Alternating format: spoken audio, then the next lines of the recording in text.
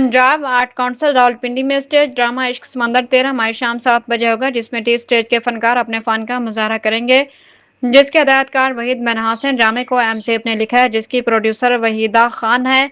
TV film और stage Namvar फनकार अपने fun का मुजाहरा करेंगे। ड्रामा साफ सुथरी तफरीक के साथ साथ फैमिलियों के लिए एक बेहतरीन पैगाम भी है। ड्रामे के डायरेक्टर का कहना है कि वक्त मुकर्रर पर पहुंचने वाले खवातीन और हजरात को सीट का मसला नहीं होगा, इसलिए वक्त पर पहुंचकर ड्रामे से रौनक को भी दुबाला करें और अपने कीमती वक्त का भी एहसास करें। जिसके मेहमान खसूसी के सदर सरदार अशर हयात खान होंगे।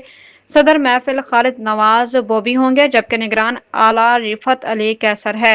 देखते तुझे दिल दीवाना हुआ, चाहतों का शुरू एक फसाना हुआ।